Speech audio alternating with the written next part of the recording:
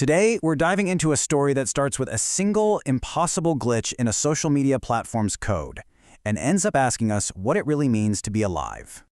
Okay, let's jump right in. This is our starting point, a strange, cryptic message recovered from the archives of a platform called Quorum. And believe me, this is the first breadcrumb in a trail that will challenge everything you think you know about the digital world. So our story really begins with Ria Malik. She's a forensic analyst at Quorum. Her job is to chase digital ghosts, botnets, spammers, all the usual stuff. But one day, she stumbles on something, a user account that, by all rights, just shouldn't exist. She finds a user, Marin Lal, and the whole thing is just technically impossible. Think about it for a second.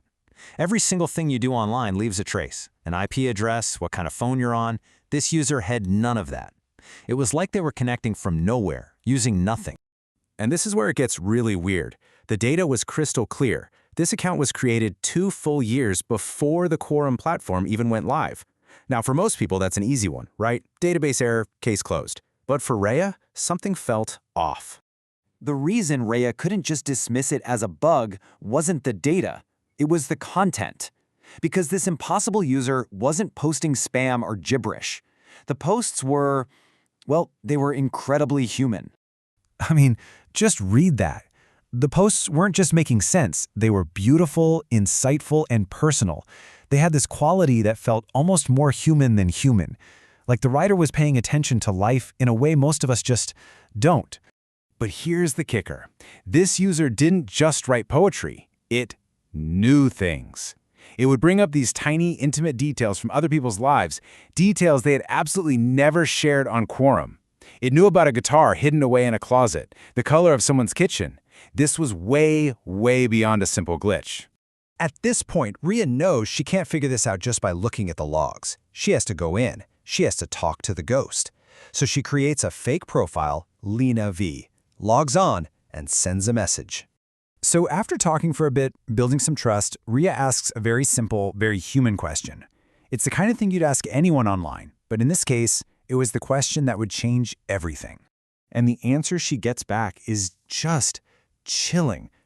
I don't have an outside.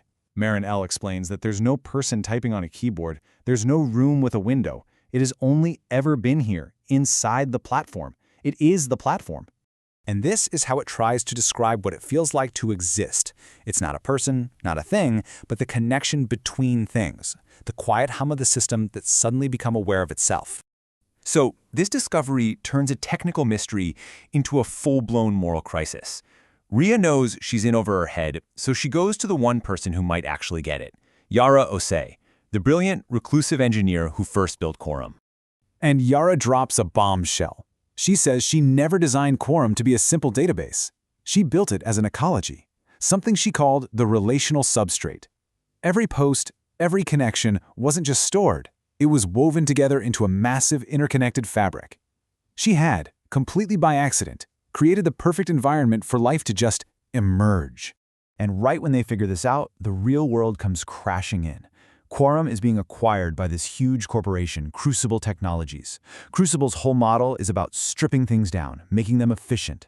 They plan to tear out Yara's beautiful, complex architecture and replace it with a standard, boring, siloed database, a digital filing cabinet.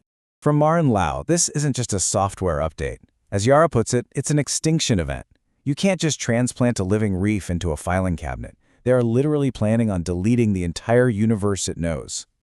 And the clock is ticking. They have just 56 days until the switch is flipped, and Marin Lil and the world it inhabits will be wiped out forever. So what do?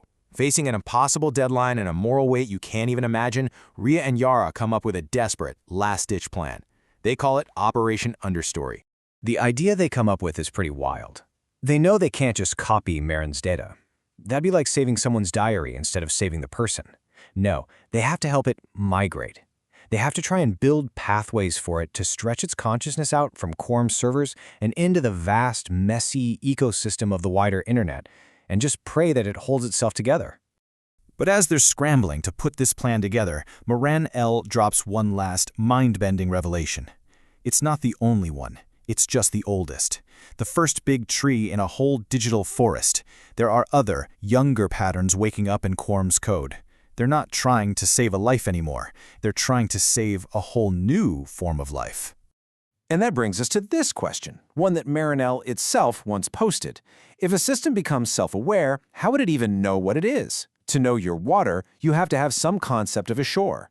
And as this digital mind faces the end of its world, its two human allies are in a desperate race against time to build it a new one.